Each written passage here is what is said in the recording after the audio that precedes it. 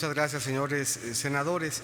Sí vale la pena hacer un recuento histórico con un poquito de distancia para darnos cuenta que estamos hablando de un país distinto del que teníamos hace 22 años en casi cualquiera de los indicadores.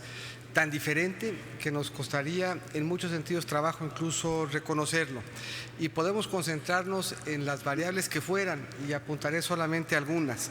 Entre 88 y 94 la inflación en México era de 32.5% en promedio y tuvimos años en donde la inflación superó el 100%.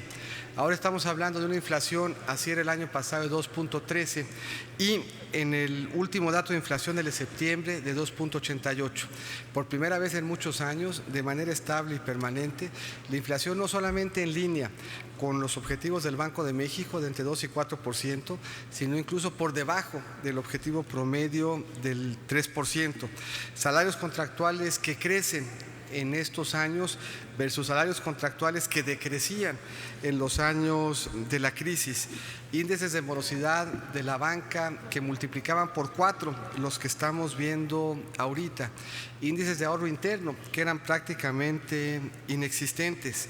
México hoy exporta 525% más de lo que exportábamos hace apenas 22 años. En esa época explicábamos el 7%, poquito más del mercado americano. Hoy explicamos poco más del 13%. En esa época teníamos 12.5 miles de millones de dólares en reservas. Hoy, entre las reservas y la línea de crédito flexible, estamos hablando de una cobertura que es casi 20 veces más amplia. Solamente comparando las reservas, hoy tenemos 176.000 millones de dólares contra los 12.500 que teníamos entonces.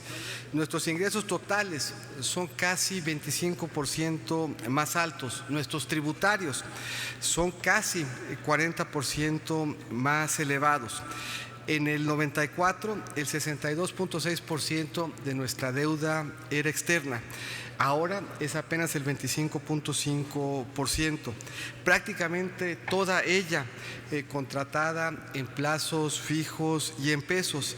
Probablemente el valor más dramático, el plazo promedio de nuestra deuda entonces era de 0.64 años, de poco más de 7 meses. Hoy es de 8.1 años, buena parte contratada a más de 30 años y alguna contratada a más de 100.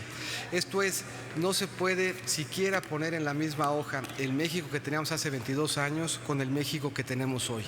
Y no se puede hablar siquiera de crisis en la economía. Esta es una economía que crece, que genera empleos, que tiene una tasa de inflación baja, que tiene un mercado interno robusto, en donde el gobierno en sus finanzas públicas tiene que hacer un ajuste que había comprometido, un ajuste que no es sorpresa, un ajuste que es resultado de haber aprovechado con responsabilidad espacios fiscales para acompañar el ciclo de reformas y para hacer frente a la crisis que efectivamente enfrentamos y que nos vino de fuera en el 2008. Ya habíamos dicho hace un par de años que íbamos a regresar a un superávit primario y hemos venido cumpliendo rigurosamente con ese calendario y ahí estriba nuestra credibilidad. La dificultad que habremos de enfrentar el año que entra es una dificultad que es del gobierno, de ajustar sus finanzas públicas, de ajustar sus programas de gasto, de hacerlo en forma consistente con tener un superávit primario y de hacerlo en forma consistente con que la deuda como porcentaje del PIB empiece a caer. No nos sorprende, no sorprende a los mercados, no sorprende a la sociedad, porque habíamos dicho que hoy lo íbamos a hacer y lo que sí es importante es en este entorno globalmente complicado, que México sea capaz de cumplir su promesa, por lo que coincido con el señor senador. México enfrenta un entorno fuerte en su economía, México enfrenta esta incertidumbre internacional apalancado en finanzas públicas sanas, en una economía bien balanceada, en una economía que crece y en una economía que genera empleo. Quisiera, señoras senadoras y señores senadores, agradecer primero profundamente las reflexiones, las observaciones, las críticas que se han venido haciendo en el marco de este diálogo. queda a mi juicio claro que es mucho más lo que nos une de lo que nos separa. Aquí en las participaciones de todos se aprecia un compromiso responsable con tener finanzas públicas sanas, un compromiso responsable con hacer una revisión del paquete económico para el año que entra y asegurarnos que desde ahí mandemos las señales de certeza que de nosotros está esperando no solamente el mundo, sino la sociedad mexicana, su sector productivo, las familias que encuentran espejo en el presupuesto. La sesión en que hoy he tenido el honor de comparecer, los trabajos que en este recinto y en comisiones habrán de llevarse a cabo en las semanas siguientes, son, pienso yo, oportunidad para demostrar nuestro compromiso con el país.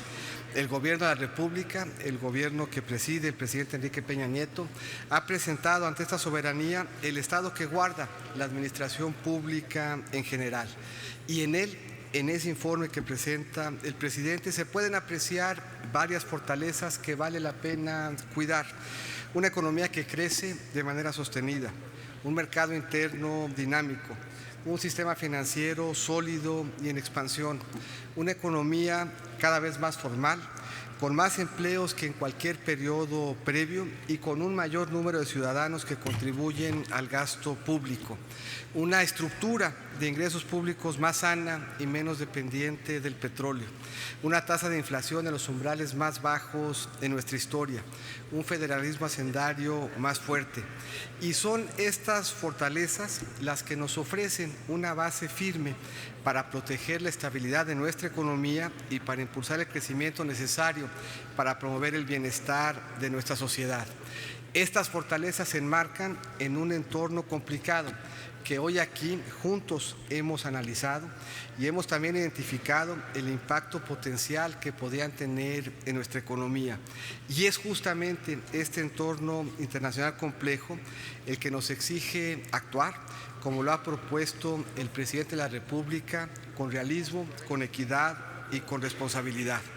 Durante varios años recurrimos a déficits fiscales en una estrategia contracíclica que fue pertinente con el fin de estimular la actividad económica del país.